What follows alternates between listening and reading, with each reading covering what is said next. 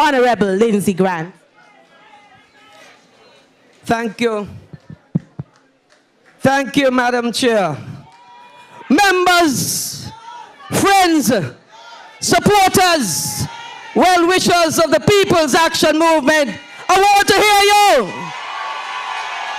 That sounds like it. Now we start the action. Well, the protocol has already been established before me, but I want to recognize all that the protocol has been established. The Prime Minister, Dr. Timothy Harris, in the House. I also want to recognize our party political leader, the Honorable Sean K. Richards. I came with a message this afternoon. I came with a message this afternoon. And the message is, the People's Action Movement is in good hands. The People's Action Movement is in good hands. But I want you to listen to me carefully. When I say the People's Action Movement is in good hands, I don't mean the hands of our political leader, Sean K. Richards. Of course, he's a leader. But I want to say not only is it in his hands, which are good, but it is in an executive that I see has been elected, which augurs well for the People's Action Movement. I don't believe ever before in the history of this party have I seen an executive which boasts 5 women. Give it to the women on the executive. You see, I think I have about 3 minutes, but in my 3 minutes, I want to tell you a couple of things. Where we sit this afternoon, the labor has been the labor of the women in PAM to get us where we are this afternoon. And so we know that the labor of the women on the executive is going to give much food for the People's Action Movement. Because as we speak, the major financial contributors and raisers of money in this party is who? The women. The majority of voters in this country are whom? So when you have women, good things must happen. And so we have to support the women and the executive. But I believe the executive that we are seeing looks fresh. It looks good. I think we can have a lot of new ideas flowing. And so, right now, I don't know when the Prime Minister is going to call the election. But right now, we're in election mode. We're in election mode. And while I'm on that note, I just want to say 2 things. When we came to the people in unity in 2015, we didn't just talk, we came with something. You see, when I was in law school, my professor used to say that the rules of civil procedure was the Wacom Madam, was the Bible. Well, in politics, we only got one Bible.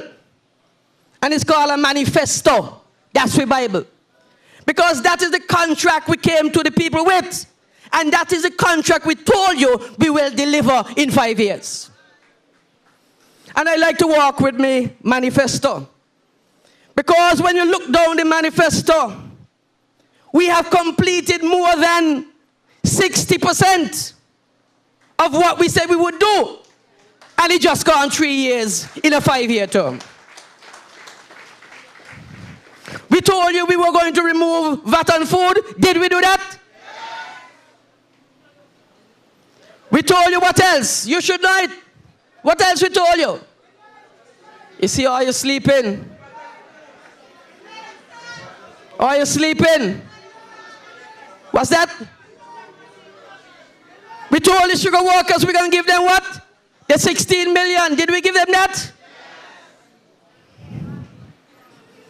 We told them we were going to give you $500 a month for those who less than $3,000 per month.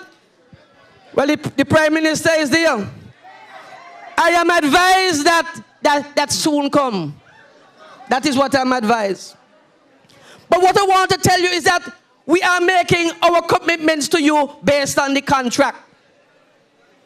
Listen me carefully. In the contract, it did not say Joe Blow is going to get $500. It did not say Joe Blow is going to get any house. It said the Federation of St. Kitts and Nevis, the people, we can provide houses for you. Because some people like to talk about me and get this and me and get that. Everybody gonna get. Everybody is going to get. These things take time. And of course, it takes money too. But we have given you our commitment to do that.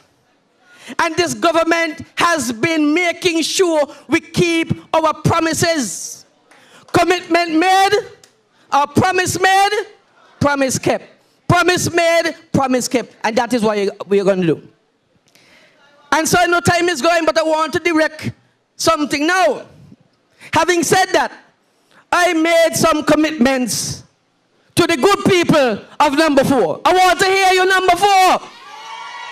I made some commitments to the good people of number 4. And having made those commitments to the people of number 4, I have to deliver. Can't go back to them and deliver. I promised them in challenges a netball court. Mr. Prime Minister and Deputy Prime Minister are waiting on me netball court in challenges.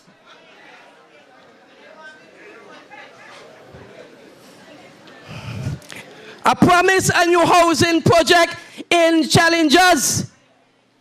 Minister of Housing are waiting for me housing project in challenges. Right now, I got concussion with the amount of blows I getting down there.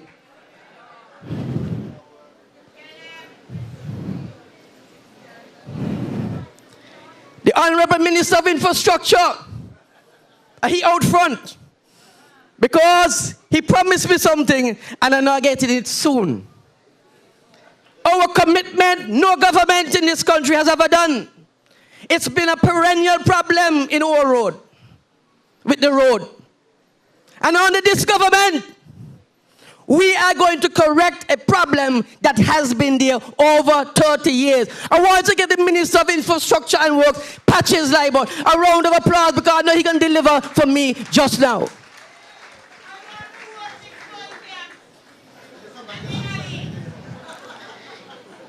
He promised me some roads also.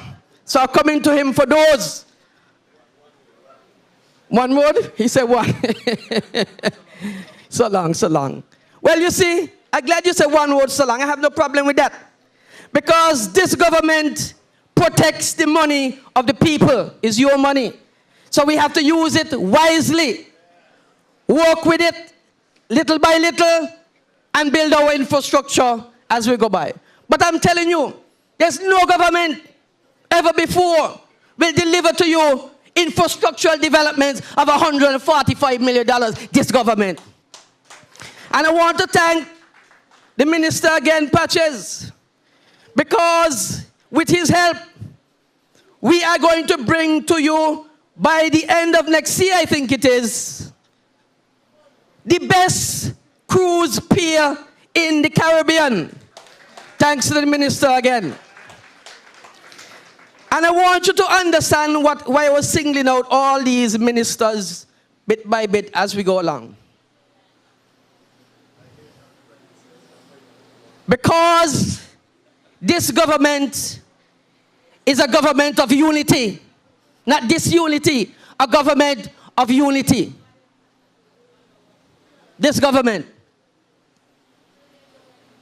But every party in this unit has to pull their weight. I'm going to say it again. Every party in this unit has to pull its weight. Because a chain is as good as the weakest link. And so, we cannot be complacent. We have work to do. But of late, I like to see the energy that we're having. And I want us to work that energy. I want us to harness that energy. I want us to pull all those energies together from now until when the Prime Minister decides to call the election. Because I want to tell you that in constituency number 1, we're bringing that home. In constituency number 2, Jonelle bringing that home. Now, oh, don't tell me I'm leaving out things because I ain't know what's happening yet. So I'm going to leave out some things. So what call 1 and 2? Constituency number 5 goes without saying, our political leader, Sean K. Richards. Constituency number 8, Eugene Hamilton in the House will bring that home.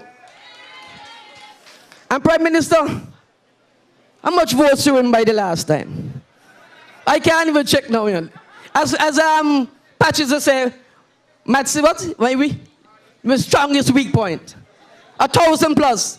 I know the Prime Minister is going to double that in number 7 next election. Who I leave out? 6? Well, Connor, you say you have what, 200? 200. We're not letting you back in this party here on the next convention there unless you give us a win. Patches win by 4, we will take 2 from you. All right, that's good, that's good. I leave out number 3. I leave out number 3. And the reason why I leave out number 3 is I'm neither the Prime Minister or the political leader. That's too much for my pay grade. But I know whatever comes, whoever comes in number 3, unity will take number 3. Well, I'm not going to talk about 4. I'm not going to talk about 4. The reason why I'm not going to talk about 4 is simply this. I want to, is that whether I can win number 4 or not? That's not the question. The question is how many I will win number 4 by. And how many I win number 4 by is by my delivery. Because all politics is local. And I want to tell you just about 2 things I've been doing. One, I've introduced just lately an after-school education program. Wonderful. Wonderful. I want to single out the 2 teachers who run that program for me. We run it on Tuesdays and Thursdays in Challengers and in Halfway Tree. And I am advised that the program right now is up to about 75 students. Give them a round of applause for me, please. Wonderful job they're doing. And then last Wednesday, I started a program at the Tyrrell Williams Primary School called Fuel for Education, which really is they have students who come to school at mornings without breakfast. And I don't think in 2018, in a country that's endowed as ours is, that we have to have persons start in the morning, students, without food. I can recall the speech given at the Prime Minister's banquet. Dr. Redmond, was it? Dr. Redmond, who grew up poor in that region of St. Kitts. And he said he was so delighted when Dr. Simmons, our first Prime Minister, introduced the school meals program. Because he could then have gotten a most nourishing meal. And according to him, he said that was in part the reason why he is so successful. He was able to do that. I see the chair lady She is now standing near to me, which means that my time up. But I just want to end by saying, I see the differences in this convention. I see the lovely faces across the room. The house is packed. People are energized. But I want to tell you, we have to take that energy on the road from now. I want you to give yourselves a round of applause for this 53rd annual convention of the People's Action Movement. Members and friends, a pleasant good afternoon. Thank you very much.